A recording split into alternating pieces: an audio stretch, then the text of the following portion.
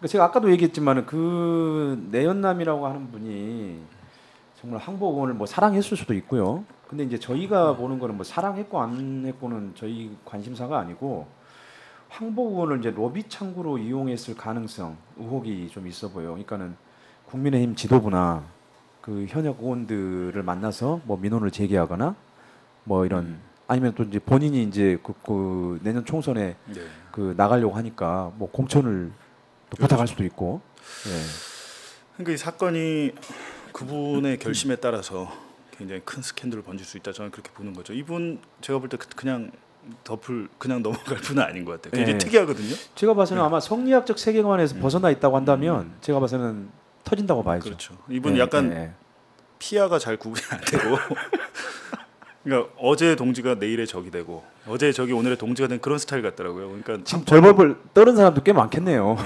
근데 이분 이제 저한테 뉴스타파가 오보했고 네. 아무리 그 돈을 벌려고 해도 그러면 안 된다고 막 큰 소리를 뻥뻥 치다가 마지막에 욕을 하면서 끊으시더라고요.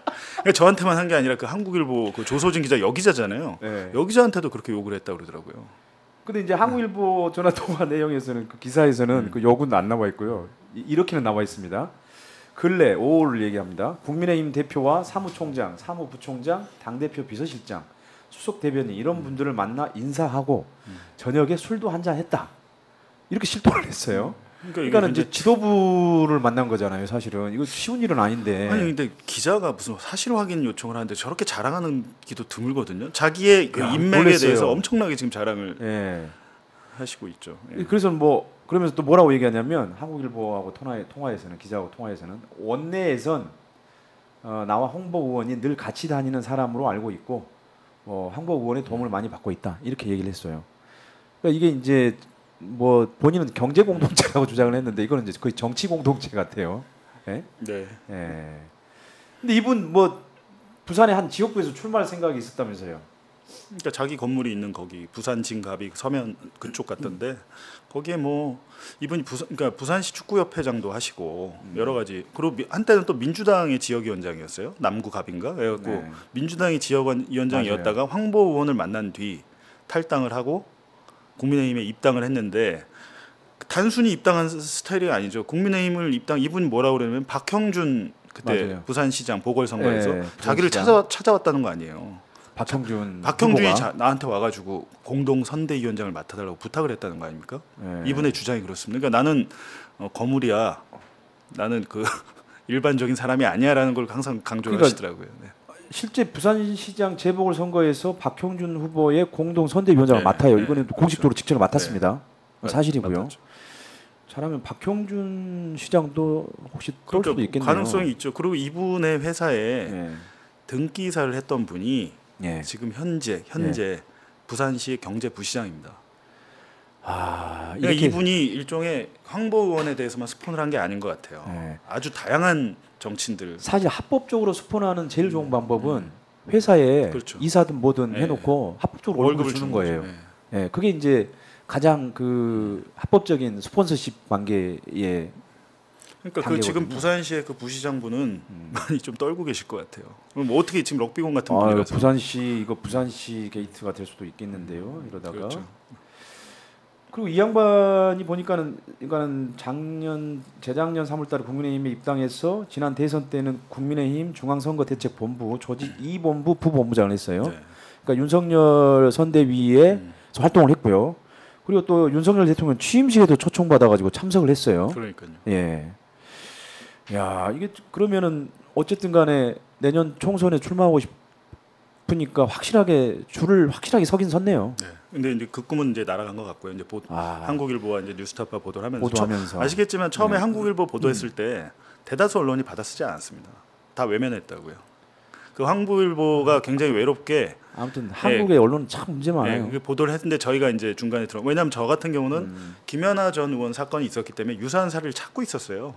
찾고 있다가 이제 황보 의원 건이 들여다보니까 상당히 비슷하다 이게 사건이 유형이. 그래서 이제 들어간 건데 처음에는 진짜 그냥 다 그 가정 폭력의 전 남편을 약간 이렇게 그렇게 만들어 놓은 거죠. 문제가 있는 사람.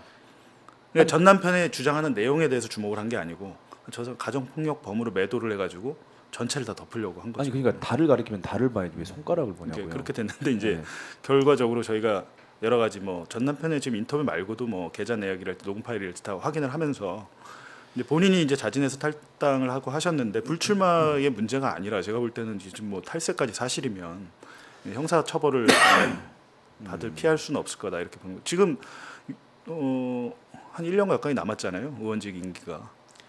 근데 아마 이런 식의 불법 정치자금 수수가 뭐 아까 얘기했지만은 김연아 의원이라든지 전 의원이라든지 항보승 의원만에 해당되는 문제가 국한되는 문제가 아니고 저는 이분들은 이제 내부에서 이제 그렇죠. 이제 어쨌든 터지니 그러니까 분명히 아마 있을 텐데 아무튼 그런 부분들도 제보하실 분이 있으면 우리 봉지욱 기자님 또는 저한테 제보를 하면 되겠네요. 그러니까 지금 저희가 모르면 몰라서 그렇지 고발된 사건이 좀 더 있을 거라고 저는 보고요.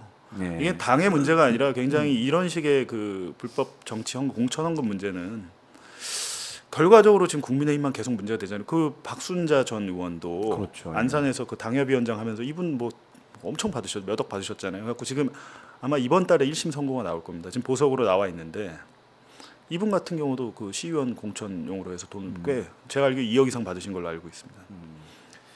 사실 뭐 봉지욱 기자가 계속 강조를 했지만 모든 나라가 대체로 그렇습니다만 정치 자금의 사용 그러니까 정치 자금을 받고 사용하는 거는 굉장히 엄격하게 관리를 해요. 그렇죠. 예.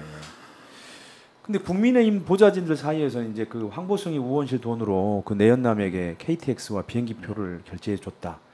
또 내연남이 의원회관 출입 때 정식 절차를 거치지 않고 보좌진 신분증을 이용해 출입했다. 뭐 다른 의원실 방문을 위해 보좌진들이 따라다녀야 했다. 막 이런 얘기들이 그렇죠. 나왔어요. 이거는 완전히 뭐 공적 권력을 사적으로 이용한 거잖아요. 그렇죠. 그거는 내부에서 나온 그것도 이제 내부에서 나온 고발이죠. 그렇죠. 예. 고발인데 뭐 그분 누군지 제가 아는데 굉장히 이분 저를 피해 다니셔서 그 보좌진이 제가 누군지 알거든요. 근데 피해 다니시는데 제가 볼 때 더 문제는 뭐냐면 작년에 6.1 지방선거가 있었잖아요. 네. 지방선거에 이제 그 모든 이게 당의 자원들이 총 출동을 해서 그 전에 지방선거에서는 민주당이 압승을 했기 때문에 국민의힘 입장에서는 그 엄청나게 공력을 들였거든요. 6.1 지방선거 때.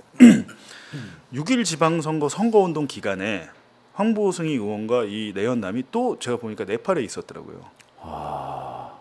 그러니까 이건 당협위원장이 선거를 지금 벌어지고 있는 선거운동 2주밖에 안 남았는데 선거까지 2주밖에 안 남았는데 이 두 분이 네팔을 갔어요. 어몽길 산에 이거 뭐 매년 가나 봐요. 근데 뭐 선거운동 때 간 거는 맞는데 그러면 비행기 타고 갔을 거 아니에요. 숙박도 있고. 정치자금 사용 내역에 보니까 비행기 티켓 발권한 게 없습니다.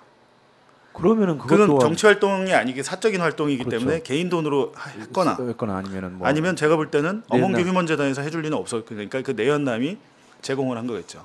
그러면 이분들 그 비즈니스 클래스 이상의 그걸 탔을 텐데 그런 부분에 대해서 이제 좀 소명을 다 요청을 해도 말씀이 일절 없으시네요. 그러니까 제가 볼 때 아까 말씀하셨지만 공사 구분이 안 되는 게 아닌가 지금 이분이 그 커플이 공사 구분이 좀 안 되는 분들이 아닌가 그런 생각을 하죠. 그러니까 원래 성리학적 세계관에서는 공사 구분이 확실하게 돼야 되죠. 그러니까요. 이분들은 이제 그 자유분방하신 분들이 확실하게 성리학적 세계관에서 확실하게 벗어나 있는 거는 거의 팩트로 인정할 수 있겠네요. 그렇죠.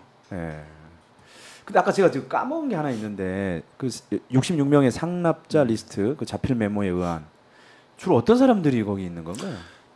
아니 뭐 친인척들도 있고 뭐 한데 근데 그 리스트가 전부가 아니에요. 왜냐하면 이 돈을 받고 할 때 남편이 대신 받고 하고 뭐 이렇게 심부름하고 이렇게 했기 때문에 전 남편이 일종의 메신저처럼 이렇게 대신 받기도 했는데 지금 윤석열 정부 대통령실에 A 비서관 또 와서 돈 봉투를 건넸더라고요. 황보승희 의원한테. 그거는 그러니까 전 남편이 직접 그 봉투를 받았답니다. 그러니까 100만 원, 200만씩 든 봉투는 항상 남의 그 선거사무소 경력차 갔을 때 관행적으로 이루어진 것 같아요.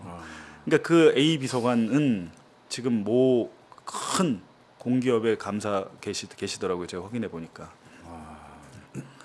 그러니까 사실 100만 원, 200만 원 사실 민주당 같은 경우도 그 돈봉투 전당대회 굉장히 큰 문제로 해서 언론에서 대대적으로 보도하고 했지 않습니까? 그러니까 그것도 액수의 문제가 아니라 선거에 돈 봉투가 등장을 하면 민주주의의 근간을 흔든다고 보는 거죠. 법원에서는. 네. 근데 경찰이 지금 좀 수사를 잘 하고 있나요? 그러니까 안 하다가 요즘 열심히 하시는 것 같더라고요. 그 일단은 그 리스트에 있는 황보승이 리스트에 있는 현직 그 기초 의원 2명을 피의자로 전환했다고 하니까요. 네. 원래 참고인 조사하고 끝내려다가 피의자로 전환했다는 거는 그 리스트에 대해서 수사를 하겠다는 거죠. 결국에는 언론 보도가 나오고 했기 때문에 안 할 수는 없을 겁니다. 역시 검찰이든 경찰이든 그 언론의 채찍이라고 하는 게 필요한 거군요. 네. 네, 그런 점에서 그 언론의 역할이 충분히 중요합니다. 자, 저희가 이제 김연아 전 의원, 황보승 의원에 대한 뭐 수사라든지 이런 것들이 잘 이루어지고 있는지 또 잘 살펴보도록 하고요. 그리고 박영수 특검도 검찰이 다시 뭐 구속영장을 재청구하는지 네. 아니면은 바로 뭐 불구속 기소를 하는지 이런 것들도 좀 잘 살펴볼 예정입니다. 그리고 그런 일들이 진행될 때 또 봉 기자님을 모셔서 같이 얘기를 나눠보도록 하겠습니다. 오늘은 여기까지입니다. 자, 봉 기자님 오랜만에 나와주셔서 감사합니다. 네, 고맙습니다. 예.